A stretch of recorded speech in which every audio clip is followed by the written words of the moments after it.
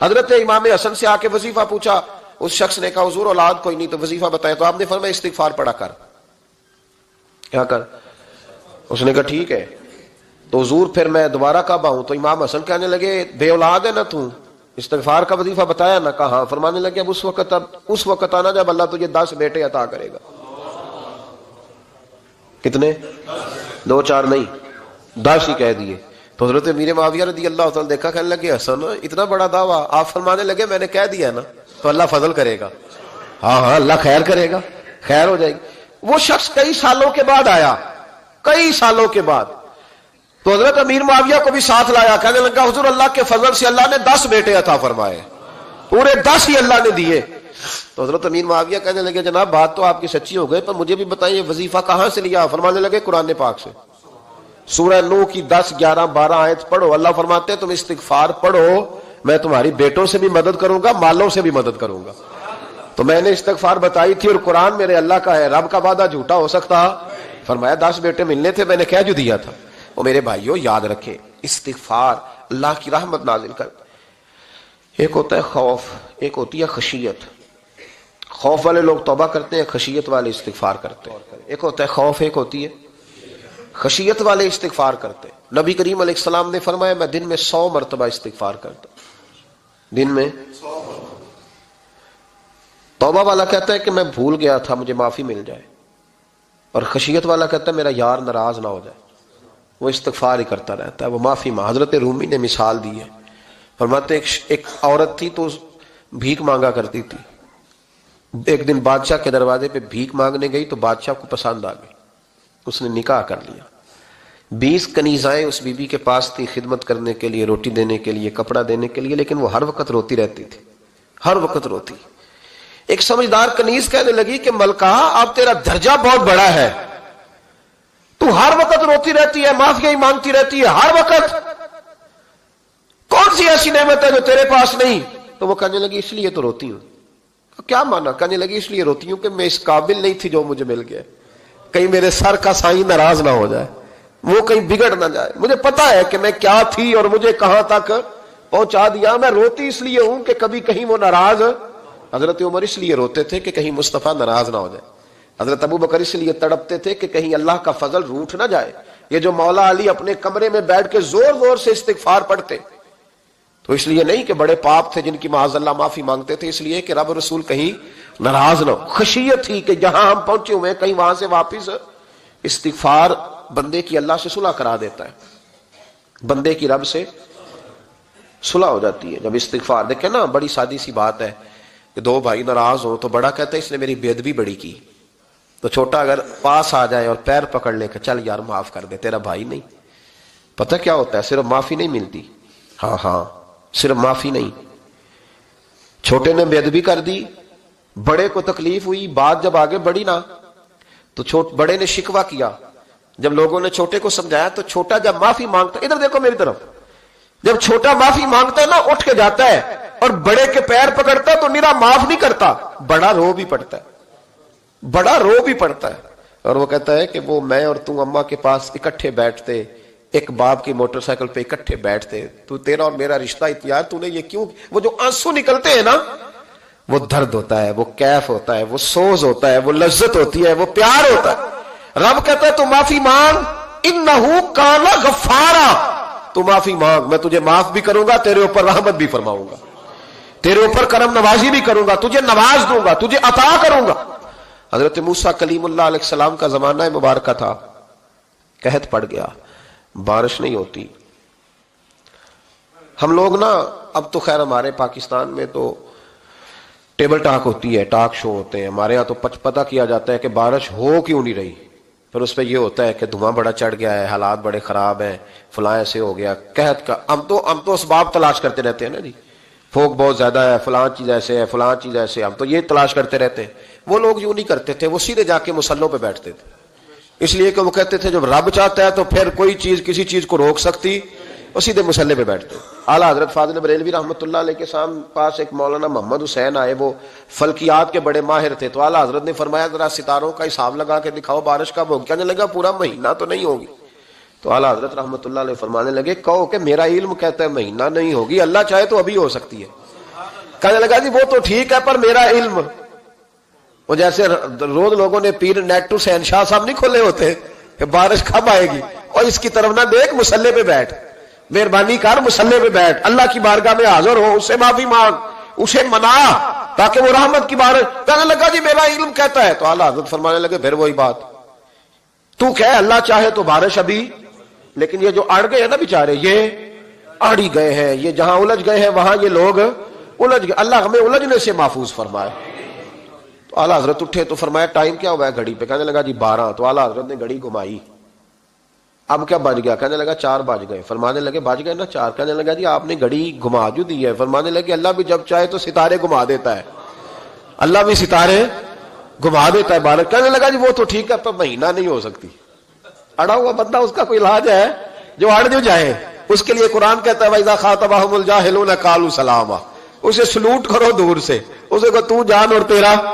کہنے لگا جی ہو نہیں سکتی پورا مہینہ۔ فرمانے لگے یار تو جا اپنا کام کر۔ وہ شخص کہتا ہے میں نے دروازہ کھولا اعلیٰ حضرت کا، کمرے سے باہر نکلا تو تیز بارش ہو رہی، واپس آیا تو میں نے کہا احمد رضا یہ عقیدہ کہاں سے لیا ہے؟ فرمایا دروازہ مصطفیٰ سے لیا ہے صلی اللہ علیہ وسلم۔ تو یاد رکھیں کہ اللہ کو منانا چاہیے، استغفار کرنا چاہیے، اس کی برکات۔ حضرت موسیٰ ساری قوم کو لے کے نکل گئے۔ آؤ بھائی میدان میں اللہ کی بارگاہ میں استغفار کریں اور بارش کا سوال کریں، بارش مانگیں۔ جب باہر نکلے دیر تک دعائیں ہوتی رہیں تو حضرت موسیٰ علیہ السلام کو رب کریم نے وحی فرمائی کہ موسیٰ آپ کی قوم میں نے ایک شخص ہے جس کو 40 سال ہو گئے نافرمانی کرتے، اس نے رب سے صلح نہیں کی۔ کتنے لوگ ہیں؟ ایک، اور 40 سال سے وہ نافرمان ہے، اس کو مجمع سے نکال دو بارش ہو جائے گی۔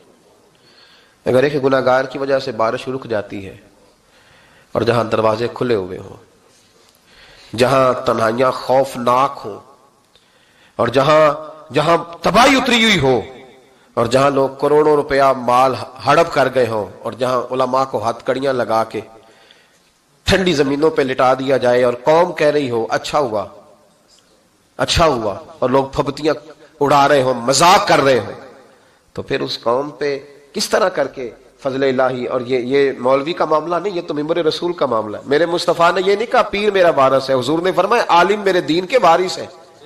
ہاں حضور نے فرمایا جس نے عالم کے چہرے کا دیدار کیا سمجھے میں نے اپنے نبی کی زیارت کی ہے۔ لیکن یہاں تو خیر یہ عنوان نہیں، ورنہ میں اس پر جاتا ہے۔ تو کہا ایک بندہ ہے 40 سال سے اللہ کی نافرمانی کر رہا ہے، وہ اگر نکل جائے تو بارش ہو جائے گی۔ حضرت موسیٰ نے اعلان کر دیا بھی ایک شخص ہے، وہ اگر نکل جائے تو بارش ہو جائے گی۔ پتہ تو ہوتا ہے نا سب کو، مجھے بھی پتہ ہے کہ میں اندر سے کیسا ہوں، اور آپ کو بھی خبر تو ہوتی ہے نا جی۔ جب بات ہو رہی ہوتی ہے تو پھر پتہ تو چلتا ہے نا کہ بات کہاں جا کے سیٹ ہو رہی ہے، پتہ چلتا ہے نا۔ اسے بھی چل گیا پتہ، اب اندر ہی اندر رونے لگا۔ اور دیکھو امام رازی اور امام غزالی دونوں نے لکھا ہے کہ اس درد سے رویا، اس درد سے کہ ادھر والے کو بھی پتہ نہ چل جائے، مجمع کے اندر کھڑا ہے اور ادھر والے کو بھی استغفار، دیکھو ادھر والے کو بھی پتہ نہ چل جائے اور ادھر والے کو بھی کہیں ہجوم میں غم میں بھی توہین ضبط غم نہ ہوئی، ہم اس احتیاط سے روئے کہ آنکھ نم نہ ہوئی۔ ہجوم میں غم میں بھی توہین ضبط غم نہ ہوئی، ہم اس احتیاط سے روئے کہ آنکھ نم نہ ہوئی، روئے بھی پر کسی کو آنسو نہیں دیکھنے دیے۔ اب اس درد سے کہتا ہے اللہ تو معاف کرنے والا ہے نا، تو معاف کرتا ہے، پردہ پوشی کرتا ہے، اور مالک اگر لوگوں کو پتہ چل گیا تو میرے تو بچوں کا بھی جینا حرام کر دے گا، یا اللہ میری تو آنے والی نسل بھی تڑپ کے وقت گزارے گی۔ مالک تو معاف کر دیا کرتا ہے، لوگ نہیں معاف کرتے، اے اللہ یہ میری خوبیاں بھول جائیں گے، میری خامیوں پر بات، مالک میں یہ ذلت نہیں برداشت کر سکتا، فضل فرما۔ حضرت موسیٰ نے دوبارہ اعلان کیا نکلتے ہو کہ نہیں نکلتے؟ پھر تڑپا خدا بندہ مجھے بے آبرو نہ کر، یہ ذلت اور رسوائیاں یہ نہیں برداشت ہوتی، اللہ درگزر۔ حضرت موسیٰ نے تیسرا اعلان کیا نکلتا ہے یا میں پھر اس کا نام لوں، اللہ سے پوچھ کے نام لوں اس کا، بتاؤ کون ہے؟ اب تو تڑپ گیا، کہنے لگا مالک میں تیری بارگاہ میں استغفار کرتا ہوں، آئندہ نہیں کرتا، آئندہ نہیں کرتا۔ یہ لفظ ادا کیے، بندہ کوئی بھی نہیں نکلا، رب کریم نے بارش عطا کر دی، تیز بارش، جب برسی نا تیز بارش، تو لوگ تو نہیں دیکھ کے دوڑ گئے۔ تو حضرت موسیٰ کہنے لگا یا اللہ مجھے بھی تو بتا، تو نے کہا تھا کہ جب تک بندہ نہیں نکلتا بارش نہیں ہوگی، تو نکلا کوئی بھی نہیں، بارش ہو گئی، ماجرا کیا ہے؟ تو رب کریم نے فرمایا موسیٰ بس اس نے مجھ سے صلح کر لی، اس نے مجھ سے صلح کر لی. اور امام غزالی نے لفظ لکھے, حضرت موسیٰ نے پوچھا, حالانکہ اللہ اپنے نبیوں کو غیب کے خزانے دیتا ہے, پوچھا کہ اے اللہ مجھے اس کا نام بتا دے. تو رب کریم نے فرمایا موسیٰ جب گناہگار تھا تب نہیں کسی کو بتایا, جب پاپی تھا تب نہیں بتایا, جب مجرم تھا تب نہیں بتایا, اب کیسے بتا دوں؟ فرمایا اس کی میری صلح ہو گئی ہے. اور فرمایا جو بارش نہیں نہ ہو رہی تھی وہ بھی اس کی وجہ سے نہیں ہو رہی تھی, اب جو ہوئی ہے نا تو یہ بھی اسی کی وجہ سے ہوئی ہے. یہ بارش اب جو ہوئی ہے تو یہ بھی یہ اس گناہگار کے سبب سے. اپنی راتیں اللہ کے ساتھ گزارے. مصلی پہ بیٹھے, میرے صاحب رحمۃ اللہ علیہ سے جب کو کہتا نا کہ بڑا پریشان ہوں تو کچھ بتائیں, تو فرماتے آج رات مصلی پہ بیٹھ کے اپنے رب سے بات کرنا, میں بھی بات کروں گا. بندوں کو دکھ بتانے سے عزت میں کمی آتی ہے, اور اگر اللہ کو بندہ اپنے دکھ بتائے تو اللہ عزتیں بڑھا دیتا ہے. ترمذی شریف کی حدیث ہے, نبی پاک علیہ السلام نے فرمایا اگر تو دنیا داروں کو دکھ بتائے گا تو اللہ تجھے غنی نہیں کرے گا, اور اگر تو اپنے رب کو بتائے گا تو اللہ بڑی جلدی تجھے دنیا سے بے نیاز کر دے گا. تجھے لوگوں کی ضرورت نہیں رہے گی. استغفار کریں, کثرت سے کریں, ذوق سے کریں, مصلی آباد رکھیں.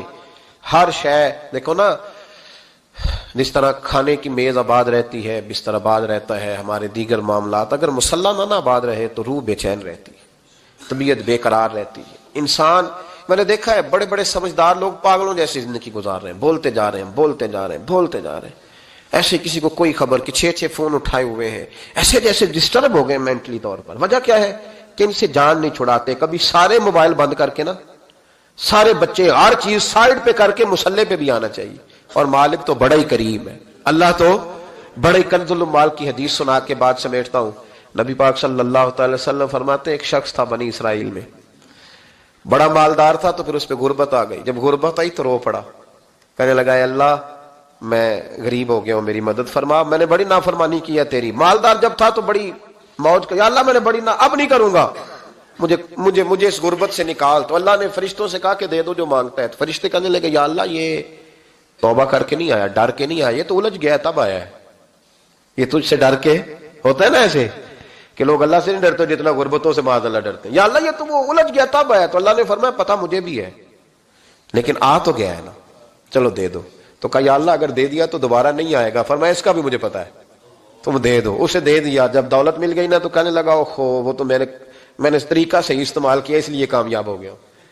پھر کچھ وقت گزرا تو پھر الجھ گیا, پھر قرضے چڑھ گئے, پھر سارے علاج کہنے لگا یا اللہ اب نہیں کرتا, اب معاف کر دے. 70 دفعہ توبہ کی اور 70 دفعہ توڑی.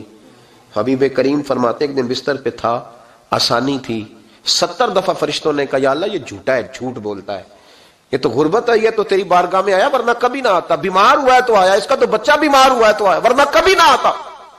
70 دفعہ توبہ توڑی. ایک دن رات کو بستر پہ لیٹا تھا, دولتیں بھی تھی, آسانیاں بھی تھی, دل میں خیال آیا میں کتنا جھوٹا ہوں, جب الجھ جاتا ہوں تو اس کے دروازے پہ جاتا ہوں اور وہ کتنا کریم ہے, مجھے خالی نہیں لوٹاتا.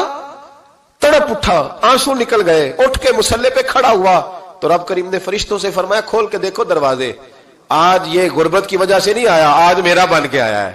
تو یا اللہ پہلے تو دولت دیتا تھا, آج کیا دے گا؟ تو محبوب فرماتے اللہ فرماتے ہم نے اسے بغیر حساب کتاب جنت عطا کروں گا.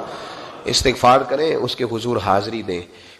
جس طرح سارا کچھ چھوڑ چھاڑ کے لوگ کہتے ہیں کہ 1 مہینہ میں نے کسی سیاحتی مقام پہ رہنا ہے, میں نے اب کسی ٹھنڈے علاقے میں چلے جانا ہے, برف باری دیکھنی ہے, سیر کرنی ہے, 10 دن کی چھٹیاں وہاں گزارنی ہے. چلو 7 چھٹیاں وہاں گزار لو, 3 دن اپنے اللہ کے ساتھ گزارو, روزے رکھو, دن کو رات کو قرآن شریف پڑھو, تلاوت, کچھ وقت دو اللہ کے ساتھ. حضور پر درود و سلام بھیجنے کے لیے, نبی پاک کی نعت کے لیے, اذکار کے لیے, بزرگوں کے لیے, پھر دیکھنا اللہ روح کو کتنا سکون دیتا ہے. آخر دعوانا الحمدللہ رب العالمین.